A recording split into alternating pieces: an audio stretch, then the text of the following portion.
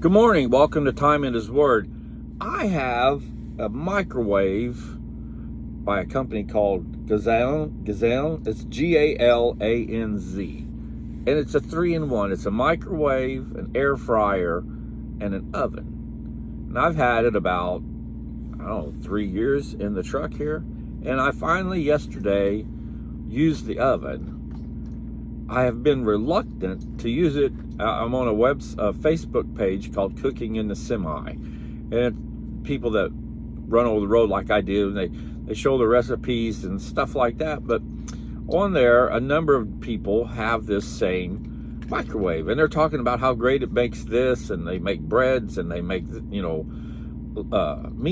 and all this stuff. I look at it and I was like, I don't know, because I'm always afraid it was going to overload my inverter and cause it to pop a fuse, and I didn't want that. So I just been reluctant to use it. And then after yesterday, I was like, wow, I've really missed out on what this microwave is capable of doing. That it's taken me so long to utilize its full potential, and kind of bums me out. But at the same time, I was reluctant because I wasn't quite sure, like I said. But how many of us in our walk in Christ are like that? We're reluctant to really embrace the scriptures and do as they claim, as they tell us to do. We're right there, so close, but yet we're afraid to take that next big step in our faith and in our journey that God has laid out for us. And with that being said, think about how much we've missed out on blessings and opportunities that God was wanting us to do, but we were reluctant to take that next step. I know I'm sure I've missed out on a lot because hesitant to do something. And over the last few years, I've gotten a little bit better about really stepping out on faith and trying new things. And it's really opened a lot of doors into what I could see that He had in store for me, that I've been, kind of reluctant to do at times. But then I also think about that He's, there's always that next adventure He's got planned for you.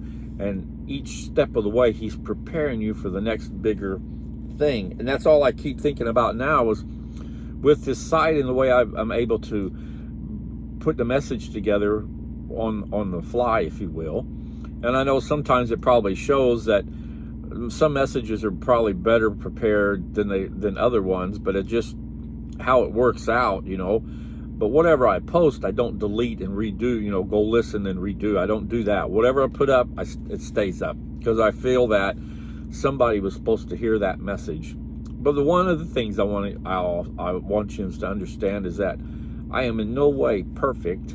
I know there's better public speakers than I am that can do a better job. I readily admit that. I don't consider myself very good at all, but I give it my effort. I give it my best effort. I put forth the best that I can to bring the best message each and every day, because that's all it's about, is we're to inspire and help each other grow in our walk in Christ. And that's what I was thinking about this morning when I was thinking about putting this message together is,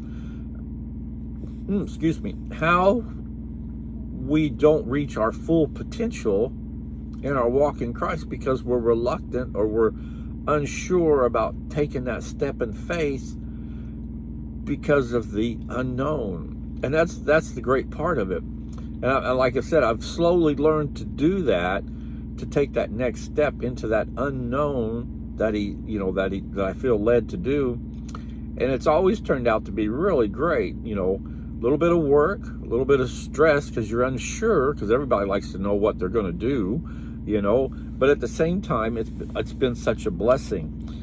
In Ephesians, the 3rd chapter, starting in verse 16, it says this, that He would grant you according to the riches of His glory to be strengthened with power through His Spirit in the inner man, so that Christ may dwell in your hearts through faith, and that you, being rooted and grounded in love, may be able to comprehend with all the saints what is the breadth and length and height and depth, and to know the love of Christ which surpasses knowledge, that you may be filled up in all of the fullness of God.